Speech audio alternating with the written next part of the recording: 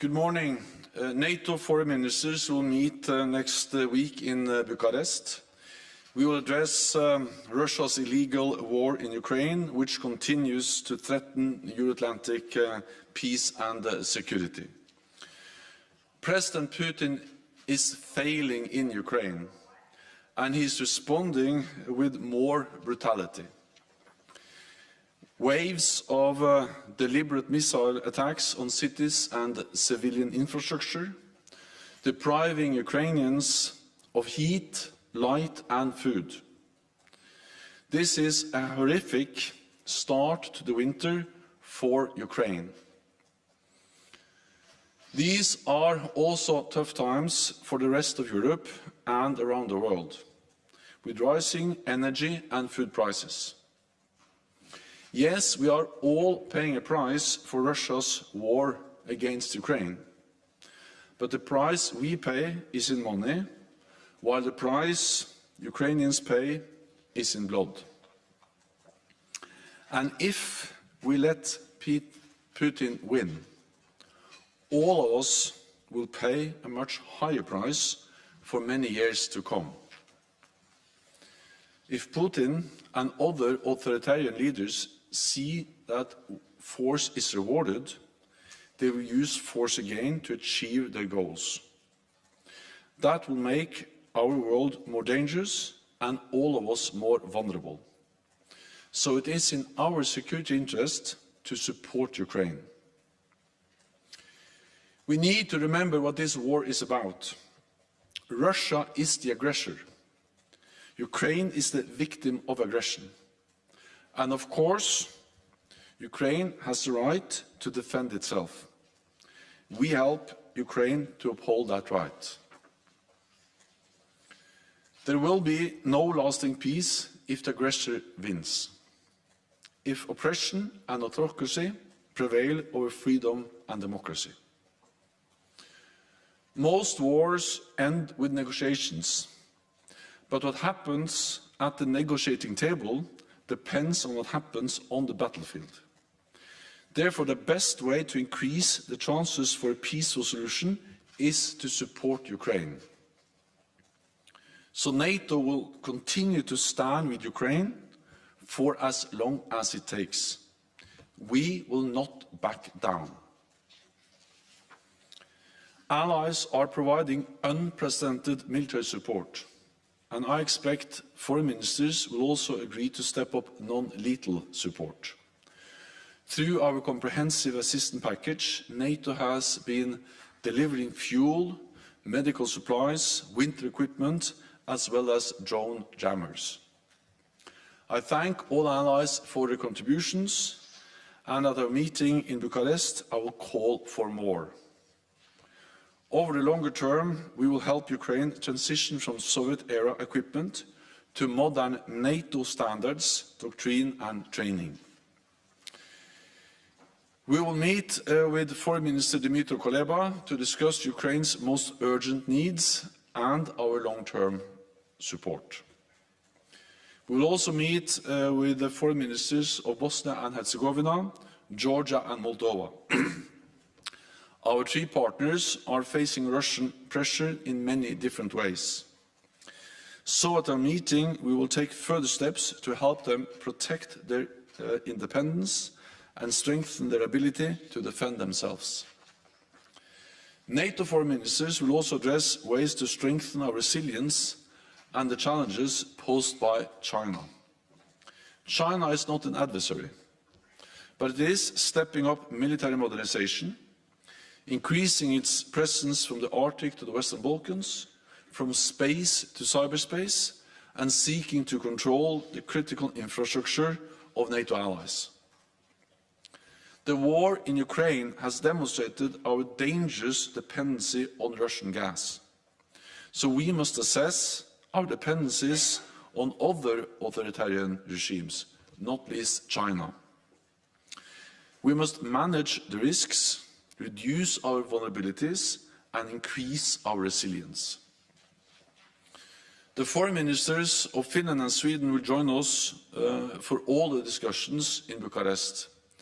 It is time to finalize the accession process and welcome them as full-fledged members of our alliance. This will make them safer, NATO stronger, and the Euro-Atlantic era more secure. With that, I'm ready to take your questions. Okay, we'll go to TVN Poland. Thank you, Maciej Sokołowski, TVN. Thank you, Secretary General. Last week, after the missile hit eastern Poland, Germany offered its Patriot system to Poland. But Poland came up with a different idea to position the system in Ukraine. So I'd like to ask you, were there any consultations before, because according to Germany, it's not possible to position the Patriot system in Ukraine at all without consultations with NATO allies. Were there any consultations before? Is it possible to place the Patriot system in Ukraine? And what's your opinion? Where's the best place to locate the system? Thank you. I welcome the German offer to strengthen the air defences of Poland by offering to deploy Patriot batteries to Poland. After the tragic incident in Poland last week where 2 people lost their lives. Over the years, NATO has increased its presence in the eastern part of the alliance, and in particular since the invasion in February, we have stepped up our presence with increasing the number of battle groups, increasing the number of troops on the ground, but also backed by significant air and naval capabilities. And this includes also significant air defense systems. With the fighter aircrafts, ground-based air defense systems like Patriots, and of course also naval air defense systems, or naval-based air defense systems. So in total we have increased our presence, including with air defense systems, significantly in the eastern part of the alliance. In addition, our Supreme Allied Commander, Secretary General Cavalli, has the authorities to quickly reinforce and to further strengthen our presence and augment further our air defences in the eastern part of the alliance. In parallel with that, we have also provided significant air defense systems to Ukraine, including with modern systems. Germany has provided modern air defense systems to Ukraine, and I will, at the Foreign Ministerial meeting next week, urge allies to further step up the support, not least with air defense to Ukraine. But specific decisions on specific capabilities, that remains national decisions. We'll go to Politico. Thank you. I had a question on China and the report that ministers are expected to adopt. Do you see this report as a strong first step in implementing the China language that was adopted in the strategic concept? And what do you see as the next steps for making the language of the strategic concept on China a reality, so in the implementation? Thank you. Foreign ministers will, when they meet in Bucharest, follow up on the decisions heads of state and government made in Madrid in June, when they agreed the strategic concept, where we addressed China in a way we have never done before in any strategic concept of NATO. We state clearly that, of course, we need to continue to engage with China. China is not an adversary, but at the same time, we see the significant ongoing military modernization of China, including with advanced weapon systems, long-range missiles, new nuclear weapons. We see how China and Russia are working more and more closely together. We see how China tries to control critical infrastructure in Europe. We saw it with the discussions about 5G networks. And we see also how China doesn't share our values, violating human rights in China, and how they crack down on democratic protests, journalists, not least in Hong Kong. So all of this makes it necessary for allies to address this together, and that's exactly what we will do when we meet in Bucharest to discuss how to follow up these political decisions. This is about resilience. It's about learning from what we have seen after the Ukraine war, or the brutal war of aggression against Ukraine by Russia, and the way Russia has used our dependency on gas.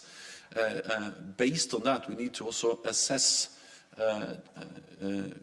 over-dependencies or dependencies on commodities from other authoritarian regimes, and that includes China, for instance, rare earth minerals, supply chains and other aspects where there are potential vulnerabilities for NATO allies.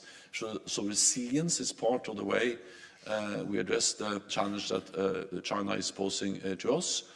We need also to work with our Asia-Pacific partners, Japan, South Korea, New Zealand and Australia. And of course, everything we do on technology is also related to ensuring that we keep the technological edge. We have established a new fund for technology to ensure that we maintain the technological edge, knowing that China is investing heavily in new technologically advanced systems. So there are many things we need to do, but I look forward to the discussions with foreign ministers next week to chart a way forward. Bloomberg. Thank you. Natalia Drezhyak from Bloomberg. I want to ask about Ukraine's application to join NATO. I understand why allies wouldn't want to push forward with a fast-track application right now, given the war. But I'm wondering, why won't allies consider a more concrete roadmap to give Ukraine a trajectory to eventually join the alliance one day? Thanks. NATO's door is open, and we have demonstrated that not only in words but also in deeds. Over the last years, we have welcomed North Macedonia and Montenegro as new members of this alliance. And just this year, we made a decision to invite Finland and Sweden, and we have signed accession protocols for Finland and Sweden joining the alliance. On all these decisions, Russia has been heavily against. They have tried to stop the accession process of North Macedonia and Montenegro, and they have tried, of course, also to stop the accession of Finland and Sweden, demonstrating that NATO's door is open and demonstrating that Russia doesn't have a veto on NATO enlargement. So we have demonstrated that NATO's door is open, and that it is for NATO allies and the aspirant countries to decide on membership. This is also the message to Ukraine, and we have reiterated the decision we made back in 2008 in Bucharest at the summit there, that Ukraine will become a NATO member. Then, of course, the way to help to move Ukraine towards membership is to work with them, both on the political partnership and on the practical support. And that's exactly what we do, not least when we now are stepping up our practical cooperation with Ukraine, both the immediate need for support with winter clothing, fuel, generators to be able to manage the difficulties throughout this coming winter, but also the more long-term cooperation where we are looking into how we can step up what we do when it comes to institution building, reforms, and not least the fundamental transition from Soviet-era equipment to modern NATO standards, doctrines, equipment that will also increase interoperability between Ukraine and NATO and help Ukraine to move towards Euro-Atlantic integration. The most urgent and immediate task and the focus now is, of course, to provide support to Ukraine, make sure that allies are providing military support and NATO is providing support to ensure that President Putin doesn't win in Ukraine, but that Ukraine is able to liberate territory and achieve a peace that ensures that Ukraine prevails as a sovereign, independent nation. Interfax Ukraine. Thank you, Ivana. Irina Sommer, news agency Interfax Ukraine. Secretary General, recently during NATO-Ukraine Commission, head of presidential office, Mr. Yermak, said that Ukraine can be a part of NATO air defense system. What is your opinion on this? Do you think it's possible in the upcoming future or only when Ukraine will be a member of NATO? Thank you.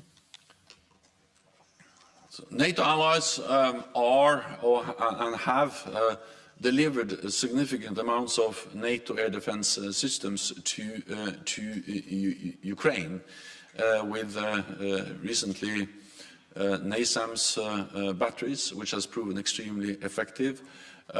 Germany has provided the RST system, which is a modern NATO standard system. I was in Spain this week, and Spain has offered additional Hawk batteries.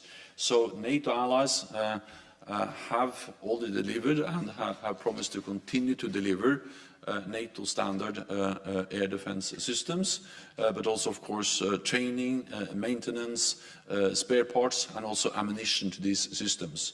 So in that way, we already see how Ukraine is able to operate NATO systems, and this is good for Ukraine. It's helping them to defend against the horrific missile and air attacks against Ukrainian cities, Ukrainian infrastructure.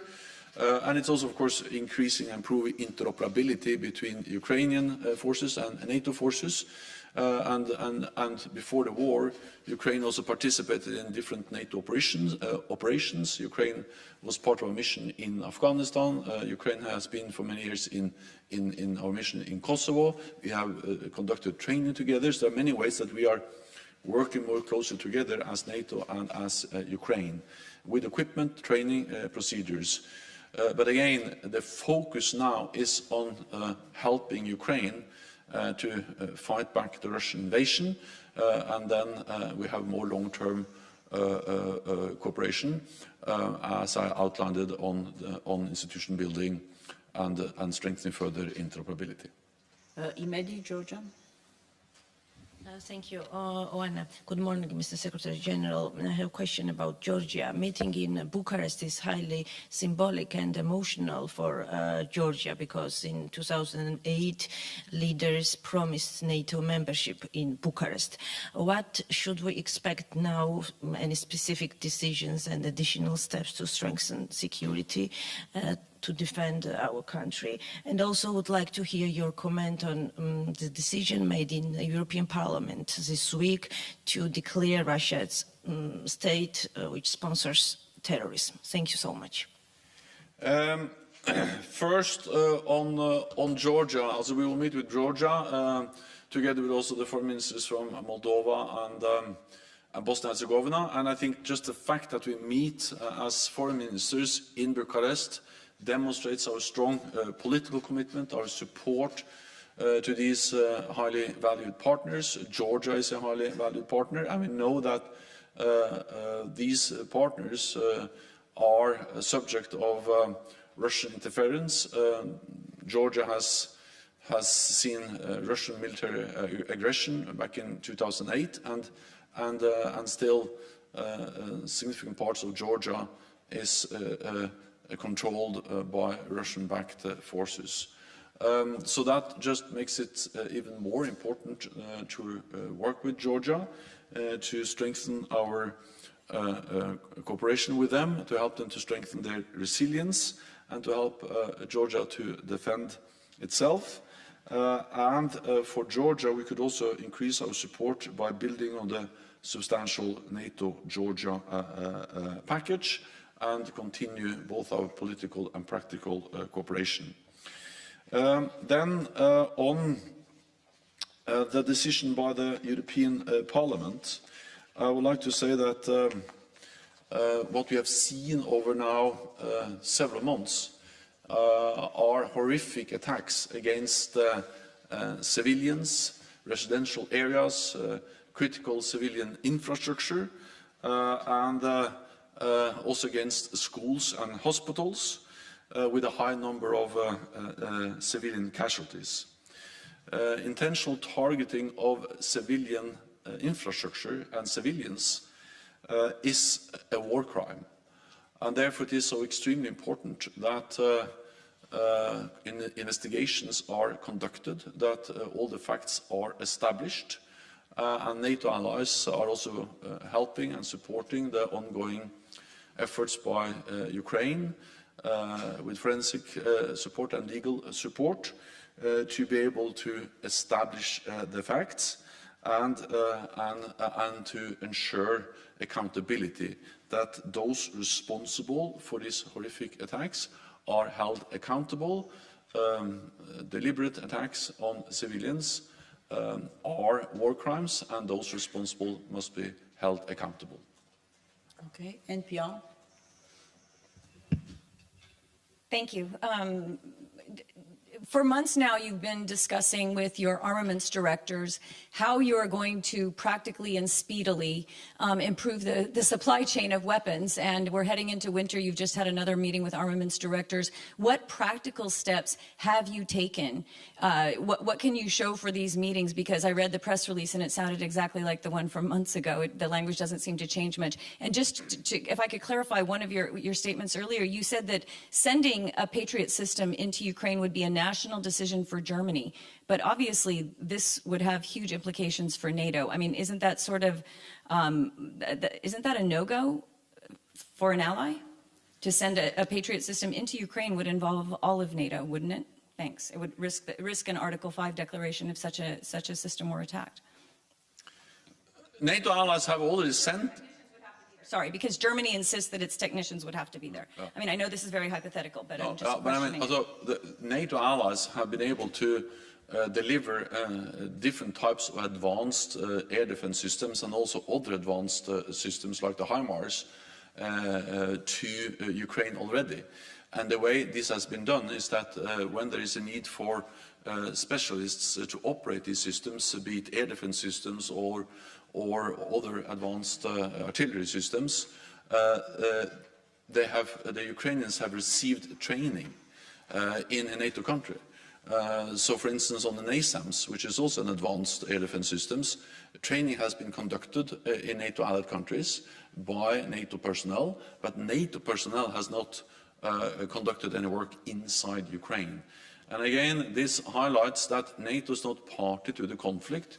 We don't have forces or troops on the ground, but NATO allies support Ukraine's right for self-defense. And we have that right to help them to uphold that right, and we do that by providing different types of advanced systems, but also by training them. Just a couple of weeks ago, I went to the United Kingdom.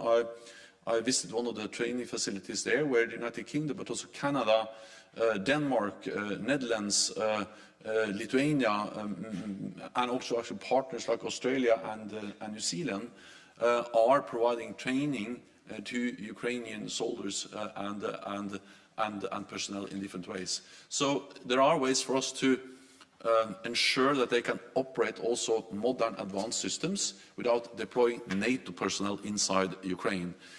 But again, the specific decisions on the specific systems are national decisions. Sometimes there are end users agreements and other things, so they need to consult with other allies. But at the end of the day, it has to be taken by the national governments. Yeah. Well, what we have seen is that production has increased, and partly we have been able to increase, or NATO allies have been able to increase production of Soviet-era equipment and Soviet-era ammunition, which is extremely urgent and needed, because Ukraine still has a lot of Soviet artillery or Soviet-era artillery, and they need ammunition, they need spare parts, and some of our members in the eastern part of the alliance, they have that production, those production facilities, and they have ramped up production. I met with many industry leaders last week, and we discussed in detail how they can ramp up production. Of course, some of these increases can happen quickly. Some has already taken place. Other will require more time. Partly, you can increase production by having more shifts, by utilizing existing production lines more. But of course, sometimes there is a need for new production lines, new facilities, and that will require investments, and that by nature will take some more time. But production has already increased, but we need also to do even more to also ensure more long-term investments in additional production lines. Okay, we'll go to TV2. Good morning, Mr. Secretary General. Elin Sørsdal from TV2 Norway. I have two questions. I want to elaborate a little bit about what the EU Parliament said this week. Do you agree that what Russia do in Ukraine is state-sponsored terrorism? And second, yesterday we heard that Hungary is ready to approve the entry of Finland and Sweden in NATO in early 2023. Do you have some news from Turkey?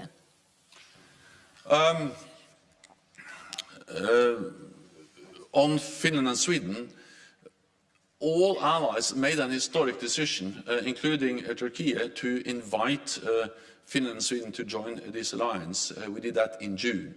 And then a few days later, all allies signed the accession protocol for Finland and Sweden. Already 28 allies have ratified in the national parliaments. So far, this has been the quickest accession process in NATO's modern history. Then, of course, I urge also the two remaining allies to ratify as soon as possible. I welcome the announcement from Hungary that it will happen soon. And I also, of course, have conveyed the message to Turkey. I visited Istanbul. I met with President Erdogan, with the foreign and the defense minister, and we discussed a wide range of issues. But of course, one of the issues we discussed was also accession of Finland and Sweden into NATO, or the ratification. And my message has been that Finland and Sweden are delivering on the trilateral memorandum they agreed with Turkey in June. Sweden has strengthened their legislation on terrorism, changed the constitution, and also made it clear that there are no restrictions on arms exports to Turkey.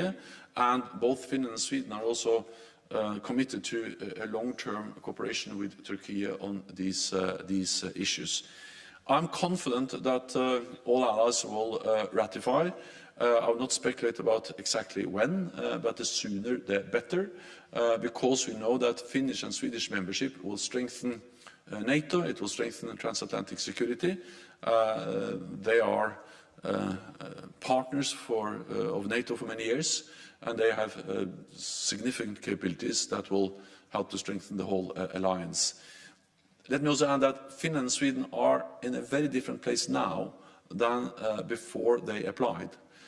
Because since they applied in May, what we have seen is that NATO has increased its presence in the region. Several NATO allies have issued security assurances, including the United States, United Kingdom, European allies, to Finland and Sweden. And all the 28 allies have ratified the accession protocols. And the fact that they participate in almost all NATO activities, civilian and military, makes it absolutely clear that if there was any attack or aggressive action against Finland or Sweden, it is inconceivable that NATO will not react. So yes, I would like to see the final ratifications, but we have come a very long way in very short time when it comes to accession of Finland and Sweden. Thank you very much, colleagues. This concludes this press conference. We'll see you in Bucharest. Thank you so much.